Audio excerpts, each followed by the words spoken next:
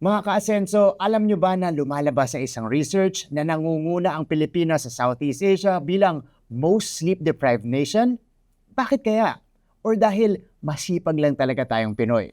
Pero 'di ba, ang sarap matulog. No matter how busy life gets, sleep is the quiet reset we all need to keep going. Kahit pagod ka buong araw, siguradong tanggal yung stress kapag comfy yung hihigaan. Lalo kapag malambot yung punda or yung bed sheets. At speaking of bed sheets, ang bisita natin today ay isang young entrepreneur. Nasa edad na 23, he's now a millionaire by bringing comfort and the feeling of home to every Filipino. Siya ang patunay na walang maliit na negosyo sa taong malaki ang pangarap.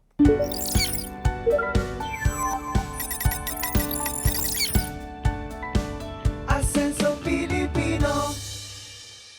Good day mga ka-asenso! Oras na para sa isang kwentong punong-puno ng inspirasyon, impormasyon at syempre, kwentong success. Ako po si Martin Javier, ang inyong kaagapay sa pag-asenso.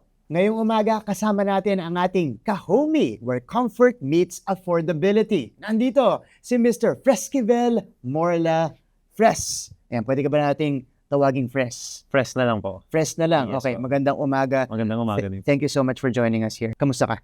Okay naman po. Doing good naman po. Doing good. Yes. Okay. Napakaswerte namin kasi maririnig namin yung kwento mo. Ang dami ng na-inspire na Filipino dun sa naging kwento mo mula sa pagiging estudyante dati, Yes. ngayon full-time businessman, at nabanggit na natin, milyonaryo ka na. O, di ba? Ganyan ka-successful si Fres. Pero simulan natin yung usapan natin dun sa buhay mo dati. Ano ba? Kapareho ba yung buhay mo ngayon dun sa buhay mo dati? Ano yung nararanasan mo noon at nung pamilya mo? Nung time po na yun, parang mas hindi po clear yung purpose eh. Kasi parang just a typical student lang na parang basta ang goal lang nung time na yun is makapagtapos. So araw-araw, may mga araw na barkada, may mga araw na parang kung ano lang yung maubos yung oras within that day. So parang as a student, parang ang goal lang naman namin is parang makapagtapos eh. Wala naman kami masyadong iniisip sa kakainin araw-araw or parang ang gagawin lang namin kung ano yung makakaubos ng araw ngayong araw. Parang ganun. So kami maglilibang, maglalaro, magbabarkada. Nung time na yun, syempre iba na yung ngayon kasi may mga responsibilities na. Kumbaga, parang alam daw na-realize ko nga na parang bata pa pala ako. Pero parang sa pakiramdam ko ngayon, parang pang matanda na yung responsibility ko. Kasi may mga tao nang umaasa. Syempre may mga tao na nakarelate din sa work nila. So parang minsan kahit napapagod ka, hindi ka pwedeng sumuko eh. Unlike dati na pagpagod ka, tulog ka lang eh. Pero pag pagod ka ngayon, kailangan tuloy-tuloy pa rin eh. So, dun sa narinig ko doon, sinabi mo na, alam mo yung ordinary student, alam mo yung cruising lang yan eh. Di ba? Chill lang eh. Chill lang sa buhay. Pero, kailan nagbago yun? Meron ka bang hinarap na challenge at yung pamilya mo na talagang nakapagpabago dun sa buhay mo? Oo, kasi nung time na yun, parang ang provider namin is yung father ko. So, even sa mga decision making pag may mga tanong kami, sa kanya kami lumalapit. Parang siya yung Google namin nung panahon na yun kasi ang dami rin namin hindi alam sa buhay. So, nung namatay siya, yung nawala na siya, doon lang dumating sa point na parang, wala na kaming malapitan. Wala na kaming father figure na parang malalapitan, matatanungan, anong gagawin dito, saan kami hahanap ng pangkain araw-araw, ano na yung pambabayad dito, something na gano'n. So doon na dumating yung point na parang kailangan na naming tumayo sa sarili naming paa. Kahit hindi kami sanay ng mga panahon na yun, wala na kaming choice. Kasi nga, yun nga, wala na yung provider namin. Tanong ko lang, nung namatay yung, kung okay lang, Okay. na sagutin mo, anong klaseng impact para sa'yo yung nangyari, yung mga naramdaman mo noon at nasaan ka nun sa buhay mo nung nawala yung ama mo? Nung time po na yun, parang kumbaga, di ko pa alam totally kung ano yung pangarap ko. So parang ginawa ko yung pinangarap ko maging attorney dahil pangarap niya. So hindi ko siya totally pangarap. Pero masaya naman ako doon na matupad yung pangarap niya kasi doon daw malaki yung sahod eh. So parang doon daw kami yaman, baka mamaya doon daw kami makakaon sa hirap eh. So pinangarap ko na siya. Pero yun nga, parang yung reason ng pangarap na yun, since nawala siya, doon nagbago yung lahat. So parang mas nawalan ako ng purpose na ano nang gagawin ko. Hindi ko na alam kung anong gagawin ko. Ano nang trabaho yung papasukin ko. ano na yung next step. Kumbaga nawalan na ako ng purpose na ano ng course ako kukunin ko, nawalan na ako ng gana mag-aral. Hindi ko na alam kung anong trabaho yung uunahin ko, anong gagawin ko, parang gano'n. Parang wala na, parang nung time na yun, parang burnout and parang depressed na eh. Paano mo naman, kasi ang hirap nun, alam ko yun, ang hirap mong i-pick up yung sarili mo, iangat ulit. Yeah. Ikaw, paano mo inangat ulit yung sarili mo at saka paano nagka-direction ulit yung buhay mo? I believe siguro in God's will din eh. Kasi ako din hindi ko alam kung paano ko rin naangat yung sarili ko eh. Out of nowhere kasi nung time na yun, magkasama kami ng partner ko. Parang sa kanya ko lang din na-realize eh. Kasi nung sinabi niya na parang, hindi ko alam na malungkot ako, pero siya yung nakakaramdam nun. Pero nung time na yun, parang may nakita akong, akala ko ako lang yung nakakaisip, parang something post na motivational lang siya. Na if you have an idea na gusto mong simulan dun sa pagnenegosyo, tapos naniniwala ka dun, and sobrang lakas ng belief mo na mag-work yun, pero wala ka lang kapital, so mangutang ka. Ayun yung parang sabi ko, ay pwede pala mangutang. Akala ko hindi pwede magsimula ng negosyo ng kapital na pag wala kang kapital, manahimik ka. Pero nung time na yun, pag sa sobrang lakas ng parang belief ko na ang ganda-ganda ng idea ko, kahit parang typical milk tea lang naman yun, pero parang sa sobrang hype na hype ko, mag-work to, kailangan ko ng kapital, saan kaya ako makakahanap? Akala ko ako lang nakakaisip nun. So, na-validate yung idea ko na yun. So, doon ako pumasok nun, so maghahanap ng mangungutangan nung time na mag-start ako nung time na yun. Talaga? So, parang doon ako nagkaroon ng, sabi ng partner ko nga, parang doon bumalik yung saya ng mata ko. Doon din bumalik yung saya ng ngiti ko. Kasi hindi ko na alam kung anong gagawin ko eh. Pero di ko alam, parang bigla na lang nagbago yung buhay ko ng araw na yun na parang, may bago akong purpose ngayon. So parang siguro parang hindi na ako ganito, hindi na ako parang pabaya sa buhay or walang ginagawa sa buhay. Kailangan ito na yung purpose ko. Parang bigla na lang siguro binagsak sa akin ng Panginoon na, ito yung kailangan mong gawin. Kailangan mo nang kumilos. So parang ngayon yung naging dating sa akin. Ang galing ano, isang moment lang na gano'n, motivational quote. Pang kumbaga, nireset ka niya. Nireset ako. Okay. Pagkatapos nun, utang ka. Noong time na yun, wala pa akong mautangan. So kailangan ko mag-work. Okay. So ano yung mga, nabanggit mo, kailangan mo mag-work. Ano yung mga trabaho na pinasok mo? Ang pinakauna kong naging work noon, taga-balot ng parcel. So sa mga online seller, yung mga nagbabalot ng mga order nila through online, ako yun yung naging trabaho ko. Undergrad ako noon, so parang feeling ko mahihirapan ako makapasok sa kung anong work. So ayun lang yung parang available noon. So tinake ko na siya as opportunity kasi ang mahalaga naman sa akin, magkaroon ako ng perang kapital panimula ng negosyo. So yun yung parang pinaka-goal ko lang. Basta sumahod ako para makapagsimula kahit magkanong sahod, basta makapagsimula. Okay. Pagmula doon sa pagiging nagpapack ka para sa mga online businesses, sa mga online sellers, paano ka naman nag-transition dun sa pagninegosyo? Ano yung deciding point mo? Na-inspire ako dun sa boss ko. So parang noong time na yun, doon lang ako unang nakamit ng taong parang may tao palang online seller lang na kumikita na parang million or 7 digits or parang para sa akin ang laki. Ang laki. Grabe parang noong time kasi na yun, parang ang tingin sa mga online seller, maliliit eh. So parang kung nag-online selling ka lang, pag buntis ka, pag naghihirap ka na, parang yun yung tingin ng online selling eh. So parang nabuild din ako sa ganung culture na hindi ako mag-online selling kasi parang ganun yung tingin ng karamihan sa kanya. So parang naging ganun na rin yung tingin ko. So nung nagtrabaho ko nun, sabi ko grabe, online selling pero kumikita siya ng ganun. So na-inspire ako sa kanya habang nagbabalot ako. Tapos parang minahal ko yung trabaho ko. So ini-imagine ko na yung mga lahat ng binabalot ko, akin to. So parang mahal na mahal ako. So, sobrang saya ko nung binabalot ko. Feeling ko may profit ako dun sa binabalot ko kahit wala naman. So parang na-inspire ako sa kanya. Gusto ko, siya na yung nilook forward ko. So wala na akong father figure na ilulook forward na gusto kong maging noong time na yon. So siya na yung nilulook forward ko na gusto kong maging kagaya niya. Siya yung gusto kong maging kagaya niya. Exactly kung sino siya. Doon na nag-switch yung dream ko na maging entrepreneur. Okay. Gusto kong maging kagaya niya. Teka, naging mentor mo ba siya? Tinuruan ka ba niya? Yes po. Siya Okay. din yung first mentor ko and naging business partner ko na din siya. Okay. So, kamusta yan? From that experience, ano yung may mga natutunan ka ba na talagang nakatulong sa'yo? Lalong-lalo, ang pinakamahirap kasi sa pagnenegosyo, yung simula. Di Yes. ba? Kasi unang-unang, takot ka, kumbaga, leap of faith yan Yes po. para sa'yo. Ano yung mga natutunan mo dun sa, from your mentor and that job as a packer for online sellers na nakatulong nung magsisimula ka na? Yes. Yung siguro before po ako mag-ano dun sa natutunan ko sa kanya, ang natutunan ko po sa kanya kasi dun sa ginagawa ko, nung time po na yun, ayun yung parang pinakamababang trabaho na pinasok ko. Even dun sa company na yun, yung pinakamababang trabaho, yun yung pinakamali din yung sahod. So, dahil parang ngayon nga po, minahal ko yung trabaho ko, nagkaroon ako ng parang integrity and trust na nakakapag-build doon sa boss ko. So kahit hindi ko trabaho or kahit even small things na ginagawa ko doon is napapansin niya, nililinis ko, or parang minsan pag naririnig ko may kailangan nila ng tulong, nag-i-initiate ako. So parang nakapag-build ako ng integrity na kahit ito lang yung trabaho ko, mapagkakatiwalaan ako, parang makuha yung trust nila.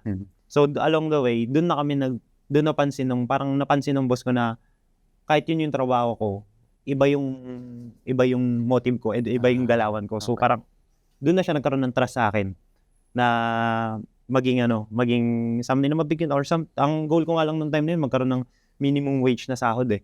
Kasi parang gusto kong magkaroon lang ng work, ng chat support lang. Okay. Pero higit pa doon yung binigay sa akin eh.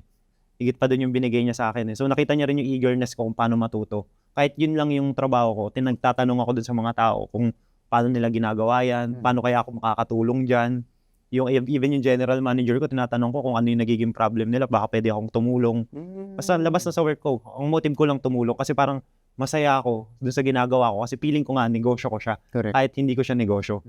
So, nagtatanong ka na at tumutulong ka sa kanila, pero syempre natututo ka pa. Yes po, ayun yung pinaka-goal ko, matuto talaga sa Matuto. kanila. Yes po. Okay, so talagang lahat yun. Ilang taon ka doon? 21. 21 ka. Yes. Tapos ilang years ka, months ba nagstay ka doon sa... Mga months lang po, siguro mga 3 months, 3 to 4 months. Okay. Tapos sa 3 to 4 months na yon, marami ka nang natutunan. Yes po. Nag-business ka ba kaagad pagkatapos nung pagkaalis mo nun? Apo, nag-business po ako. Okay. So, nandun na po, nagano ako ng breaking point na nagkaroon ako ng lakas ng loob. Sabi ko parang confident ako na habang pinag-aaralan namin yung ginagawa namin ng partner ko sa pag-online selling, kumbaga okay naman yung ideas namin, nagkakaroon din kami ng result pero lack of resources lang. So, nagkakabenta-benta na kami. Nagkaroon ako ng lakas ng loob na magbakasakali dun sa boss ko na nag-propose ako sa kanya ng parang business proposal. Okay. Nung time na yun, ayoko ibigay yung online selling. Although alam naman niya nag-online selling na ako and same ng binibenta niya, pero parang ayoko lang i-propose yung baka kasi isipin niya, tinatalo ko, parang ganun. Magkikreate ka na, napagdaanan mo na yung buy and sell, magkikreate ka na ng sarili mong brand. Ito na ba yung brand mo ngayon, itong Homey? Yes po, Homey Philippines po. Yan siya. Okay, simulan natin dun sa pangalan kasi very interesting. Homey, saan nyo nakuha to? Bakit Homey Philippines yung ipinangalan nyo dito sa kumpanya nyo? Homey Philippines, parang yung Homey po kasi is general term na common siyang ginagamit pag maganda yung bahay. Parang lagi nila sinasabi sa online na very homey yung bahay, very homey yung resort, very homey yung staycation. So parang naisip ko siya, okay yung pangalan. Parang magandang pangalan siya, tapos wala pang gumagamit. So yung we're selling kasi na bedsheet and curtains na hindi lang siya totally parang comfy. Kumbaga maganda din siya sa mata. So parang very aesthetic and modern din sa ngayon yung mga binebenta namin na bumabagay na sa panahon ngayon. So hindi na yung tipong mga products na parang masasakit na sa mata. Nung iba hindi na siya umaakma sa ngayon. So ngayon parang ginawa naming Homey is, ang goal namin is makapagbenta din ng very aesthetic. Hindi lang comfortable pero dapat maganda din sa mata. So kaya naisip ko, okay, Homey. Sige, Homey yung gagawin kong pangalan. Homey Philippines ngayon, umaarangkada na kayo. Kwento mo sa amin yung mga early experiences nyo nung nagsisimula na kayo kasi syempre maganda na yung material ninyo. Ano yung pakiramdam na yung mga customers bumabalik na at dumadami na, nagkakaroon na ng loyalty, customer loyalty. Yes po. Itong branding nyo. Sige. Ayun po, so may mga customers na bumabalik. So parang mas nasa-satisfy kami kasi yung mga feedback sa amin is parang ang sarap sa puso na nasa-servan sila ng maganda, na halos karamihan pa ng mga customer namin, nakakalungkot lang, na galing scam. I think siguro mga 90% of our customers galing silang scam. So, ang daming mga customer na parang bibili sila ng bedsheet tapos ibang product ipapadala, or bibili sila ng bedsheet tapos sobrang cheap naman ng ipapadala. So, halos ayun yung parang isang naging gap din namin na binibigyan namin sila ng assurance na kung hindi nyo magugustuhan, pwede nyo ibalik sa amin. Ganon kami ka-confident dun sa product namin. Kasi since nga, hindi ko naman masisisi yung mga customer na scam sila ng mga other sellers. So, ngayon, pinapakita ko sa kanila yung assurance na safe ka sa amin. So kung hindi mo magustuhan, pwede mong ibalik. Basta send mo lang to screenshot na to, bigay mo dun sa rider na magde-deliver sa'yo. So, ang pinaka naging challenge din namin nung time na yon, yun talaga yung number one. Ang daming mga na-scam na customer. Scam. So, ang hirap i-prove na legit kami. Minsan binibigay ko pa yung mismong Facebook talaga? account ko to transact kami. Parang page yung kaharap nila, Oh. FB page eh. Ah. Tapos mga online platforms eh. So, para ma-prove lang na legit kami, kontakin niyo yung account ko, yung main page. So, good thing naman, laking tulong din ng other TV features namin na tumulong sa amin na nung mga na-featured din kami is para ma-prove na legit yung homie. Yeah. Na hindi kami scam other dun sa mga other seller. So, ayun yung pinaka number one challenge namin is kailangan namin to prove us na okay kami, legit sellers kami. Second is yung overscaling. So, ayun nga, dahil ang business na ang skills namin ng partner ko is more on selling, pero hindi talaga namin totally alam pa kung paano magpatakbo ng negosyo. So, as a business owner kasi I believe hindi ka masasabing business owner kung marunong ka lang magbenta. Kasi baka marunong ka lang magbenta pero hindi ka magpatakbo ng negosyo, maghawak ng finances, hindi marunong maghawak ng tao. Ang daming factors eh. So, nag-overscale kami, hindi namin napansin yung supply chain namin na nag-hire kami ng mga tao, nagbenta kami ng mga supplies, hanggang sa dumating ng point na wala na kami mabenta. Hindi pala ready yung business namin to scale. So, dumating sa point na iniwanan na kami ng mga tao namin kasi wala na kami mabenta. Nasimot na namin yung stocks namin tapos hindi na namin alam kung saan kami hahanap ng product. Okay. Ayun yung parang naging challenge namin is overscaling din noong time na yun. Ano ba yung proseso nung paggawa ng bedsheet? At saka, ano yung material ngayon na ginagamit ninyo na talagang nakapagpa-upscale nitong negosyo ninyo? Ang ginagagamit po namin ngayon is premium Canadian cotton. So, ang dami po kasing in terms sa online, ganyan po nasabi ko kanina, ang daming mga scammers. Lagi nila sinasabi na legit cotton sila. Pero, ang nangyayari, pag nilaban, kumukupas, o kaya napupunit. Kasi yung product na ginagamit nila siguro cheap. So, ang kinano naming gap doon is Canadian cotton yung gagamitin namin, tapos kakapalan namin yung thread count. Yung thread count means yung kapal ng tela niya. So, doon namin pinasok yon na magkaroon ng magandang tela para hindi siya pang matagalan yung gamit niya. And hindi rin siya kumukupas. Tapos yun po, yung kumbaga nag-invest kami ng materials. Okay, material. Tapos Yes, saan nyo to pinapatahi? Meron ba kayong factory? Ganun? Yes po, pinapatayo po natin dito sa mga local na mga mananahi. Kumbaga, imported po yung roast natin. Pero, na-try ko na po kasi mag-import ng gawa na. So, almost the same naman siya. Mostly, may nagkaka-problem pa doon. So, mas napagtanto ko din na mas magaling magtahi yung mga Pilipino over dun sa mga machines na ginagamit nila. So, from the other side, nakakatulong dun sa mga taong mga Pilipino na makapagbigay ng trabaho. And from the other side, nakatutulungan din nila yung family nila.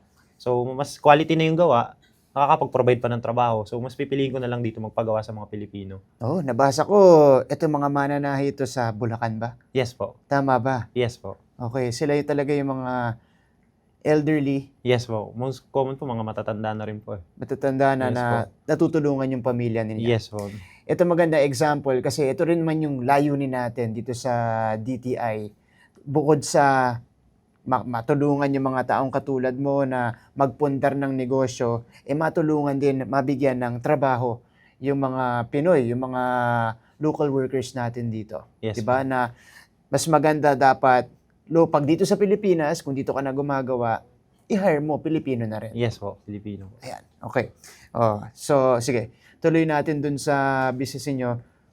Social media is a big component nitong business niyo. Yes po. Siyempre, yun ang pinagsimulan mo, online selling. Yes po.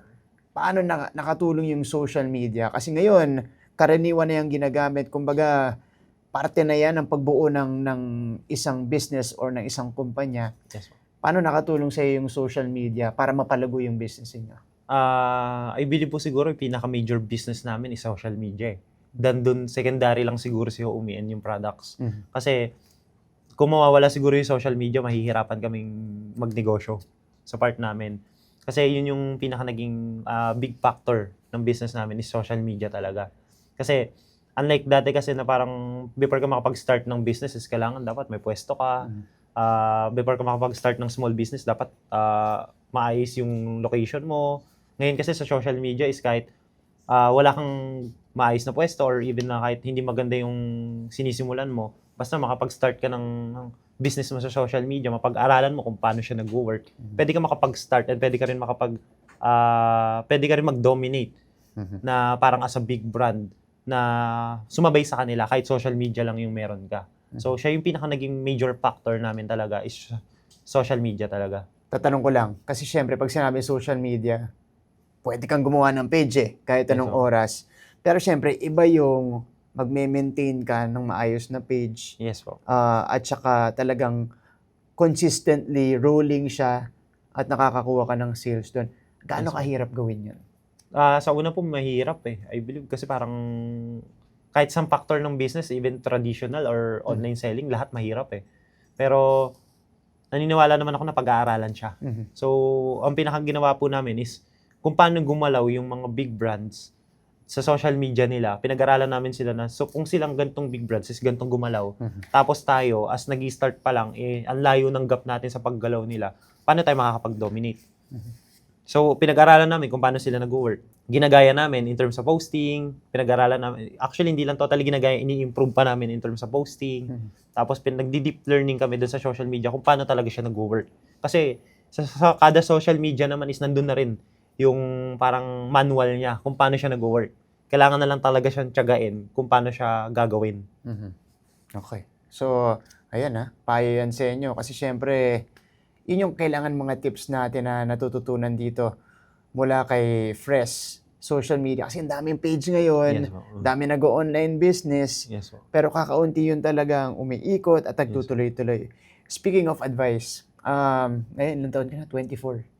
24 po. 24. Kaka-24 po. Wow, kaka-24 lang pero ganito na yung natatamasang success. Ngayon, maraming mga nanonood ng mga kaasenso natin na nag-iisip. 'Di ba? Katulad mo dati, meron kang ideya, mag-business. Anong maipapayo mo sa kanila para dun sa mga nagsisimula, para masimulan na nila yung business nila, para naman dun sa mga nagninegosyo niya, paano sila magiging milyonaryo at ganyan ka-successful katulad ninyo? Sa akin po siguro is mag-focus ka sa own path. Kasi lagi kasing sinasabi ng mundo, especially ng mga Pilipino, cultural ng Pilipino, is dapat pag nag-business ka or even nag-start ka ng career, dapat nakakapagpundar ka ng bahay, dapat nakakabili ka ng ginto or any kind of parang liabilities na hindi naman nagpo-provide ng parang to prove na successful ka or anything. Siguro ang kailangan mo nung is maging foundation, kagaya na naging breakthrough ko, is yung pag-aaral. Pag-build ng foundation, kung saan mo gustong maging magaling and maging the best. Paano ka magkakaroon ng foundation? Pag-aralan mo and i-deep dig mo kung anong career yung gusto mong gawin. So, halimbawa, sa pagbi-business, ang gusto naming career na i-deep dig is yung pagsa-social media, e-commerce, kumbaga. So, ayun yung dinidip dig namin sa pagnenegosyo. Hindi kami nagdi-deep dig in terms sa tela, hindi kami nagdi-deep dig totally in terms sa branding, pero nagdi-deep dig kami totally sa pag-online selling. So, wala po siyang pinagkaiba sa kung, like, kunwari, gusto mo maging doktor. Ang pagdo-doktor is pinag-aaralan din. So, wala siyang pinagkaiba sa pagnenegosyo. Business is a part of profession din. Pinag-aaralan din siya. Then, the more na pinag-aaralan siya, ginagawa din siya. So, hindi siya matututunan. Walang bagay na hindi mo magagawa basta pinag-aaralan siya. So, lahat naman ng idea, lahat naman ng data, nandiyan na sa paligid. Kumbaga, sobrang abundant na ngayon. Sinabi nga, golden age. Kasi parang halos lahat ng information nandiyan na sa paligid na. Unlike dati na kailangan mo pa pumunta ng mga library para hanapin lang kung anong ibig sabihin ng meaning ng English na to. Pero ngayon, isang search na lang, nandiyan na. Even pag tinanong mo kung paano mag-business, nandiyan na rin, sasabihin na rin. Ang kailangan mo na lang gawin is i-build up yung sarili natin para mapaghandaan yung information na yon. So, magbasa ng mga self-help books, i-ready yung sarili mo, pagtibayin yung sarili mo. Kasi entrepreneurship is a part of, hindi siya totally sa pag-business. Ang major factor ng entrepreneurship is kung sino yung business owner, hindi kung ano yung business model. Kasi gaano ka ganda yung business model, kung wak mismo yung business owner, hindi mag-work yung kahit anong or kahit gaano kagandang idea mo. Kasi ikaw mismo, hindi mo kaya i-execute yung idea na sinasabi mo. Yeah. So para po sa akin is building foundation.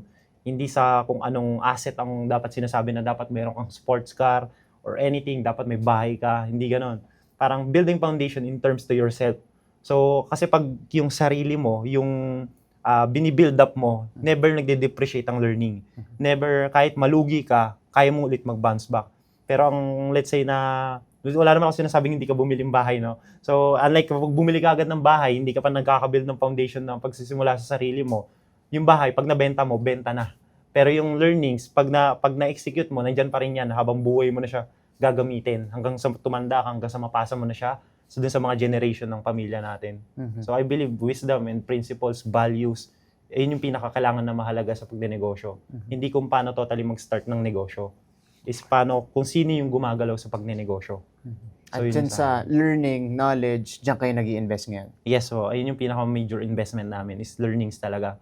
Kung paano namin pagtitibayin yung sarili namin ng partner ko. Paano namin haharapin yung mga challenges. Paano na kami makikipag-deal sa mga people namin.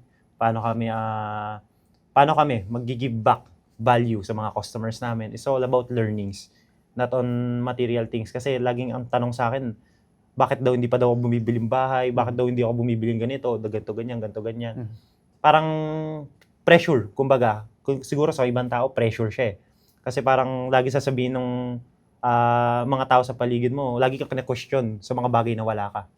So parang wala. Nag-enjoy lang ako sa journey ko. Ano na yung mga naipundar ninyo, na-investan ninyo ngayon dito sa business mo? Ayun, gaya ng sabi ko siguro kanina, no? I'm just 3 years pa lang nagbi-business. So, meron mga some investment na masasabi ko, siguro marami akong insurance. Insurance, mga stocks, business asset. Pero hindi ko siya masasabing akin eh. Siguro sa negosyo ko siya. Meron naman sasakyan, kahit pa paano. And nakakabili naman kami ng mga gusto namin. In terms siguro na masasabi kong mapagmamalaki kong napundar ko is yung sarili namin ng partner ko. So, naniniwala akong yung pinakamasaya yung relationship namin sa part of investment na nagbunga sa mga pinag-aralan namin. Masaya yung relationship namin as a partner, masaya kami as family. So, masaya kami as nakakapag-provide ako sa mga tao ko. Never ako na-delay ng sahod. So, ngayon, ang mapagmamalaki ko lang investment para sa akin is yung sarili ko and yung partner ko. So, I believe kasi kami yung greatest investment na mapagmamalaki over dun sa mga material things na siguro nakikita ng tao na para sa kanila investment yon over dun sa parang sa nakikita namin ang pinaka-greatest investment is yung sarili namin. So, mapagmamalaki ko siguro yung sarili namin. Yun yung investment mo, yung sarili yes, mo. so, yung sarili namin. 'Di ba? Tama. Okay. Para sa mga nagtatanong, ano ba yung sikreto ni Fres sa success? Siguro, hindi na siya magiging secret, no? Hindi na, oo nga eh. Hindi, ano lang, hint ng secret, ganyan. Siguro, masasabi ko hindi naman siya dapat isikreto, no? So, naniniwala kasi ako na hindi madamot yung Panginoon. So, pag may mga wish or even na parang mga dreams or aspiring dreams ka na gusto mo, kwento mo sa Kanya. Tapos sabihin mo sa Kanya and maniwala ka na ibibigay niya. So, sa lahat ng hiniling ko, parang masaya ako na siya yung nag-guide sa buhay ko eh. Kasi even sa mga major decision making, pag nag-work, masaya ako. Pag hindi, masaya pa rin ako. Kasi parang nag-enjoy lang ako sa journey kasi kasama ko siya. So parang ang masasabi ko siguro yung secret ko is yung backer ko. No? Parang backer ko in life. Which is si Lord. Si Lord yun. So, kasi parang siya yung cheat code eh. Ewan ko bakit parang even ang daming challenges, hindi ko siya makitang as challenge eh. Ay parang ang daming problems, hindi ko siya makitang as mga problem. Parang nakikita ko siya as lahat ng opportunity. Parang very abundant ako pag lumalakad ako na kasama siya. Hindi ko siya makita na problem yung mga nakakaharap ko. Parang nakikita ko siya as opportunity to grow. So, pag may mga opportunity na nagwo-work, masaya ako. Pag may mga hindi, masaya pa rin ako kasi parang feeling ko natututo ako. Ang sarap matuto ng matuto. Pero parang siya yung naging cheat code ko, no? Na si Lord talaga. Kasi, to be honest, yung unang naging business namin, yung pagbebenta ng buy and sell, no? Kwento ko lang din siguro ng konti. Yes, sir. Naging non-believer ako sa kanya. Hmm. Kasi masaya kami umabot nag-walk dun sa point na yun. Yes, nag-walk pat kami ng father ko na naniniwala kami nagagaling siya. Kasi kasama namin siya, parang si Lord. So parang naniniwala ako nagagaling siya sa sakit niya. So ang dami namin plano, sabi namin pag gumaling na siya, mag-exercise kami ng magkasama. Tatayo kami yung business na tatayo ng papa ko, tutulungan ko siya. Tapos from in a snap, kinuha siya. So parang sabi ko, akala ko ba okay na? Akala ko ba pagagalingin mo yung papa ko? Akala ko ba magbibigay ka ng miracle sa life namin? So yun yung parang naging turning point ko na naging non-believer ako sa kanya. Nagtampo ako, kumbaga. So although nung time na yun, dumating na nagkaroon kami ng mga businesses, pero parang naligaw kami. Siguro masasabi kong dumating sa point na lumaki yung ulo namin. Siya mismo yung nag-humble down sa amin. Hindi na kami naniniwala nun. Dumating na sa point na wala na kaming malapitan, kundi siya na lang. Kumbaga, corner na kami. Wala na kaming malingonan sa kaliwa, sa kanan. Sa baba, wala na rin. Kanto na, taas na lang. Kumbaga, taas na lang yung pwede namin tinginan. Nung bumalik kami, na nag-serve uli sa kanya, tinanong ko siya na parang, wala na akong choice kundi lumapit sa'yo. Hindi ko na alam anong gagawin ko. Alam namin na magaling kami, pero alam mo, wala nang nag-work na business ideas. Ang daming wisdom, pero I think wisdom ko siya eh. Hindi niya na wisdom yun eh. Kasi parang wala nang nag-work na, nag-try, actually nung sa sapatos na yon and watch, bumagsak kami nun. Bumagsak pa kami. So nung bumagsak kami, wala nang nag-work na business dun sa mga ideas namin. So dumating sa point na wala na kaming pangkain next week, wala nang pambayad ng rental next week. Talaga. So kailangan na namin bumalik. So natatakot na kaming bumalik sa hirap ulit ng partner ko. Bumalik sa kangkungan sa partner ko, parang ganon. So parang takot na takot kami. Sabi namin, Lord, ayaw na namin magutom. Lord, ayaw na namin babalik kami. Nag-surrender kami sa Kanya, bumalik kami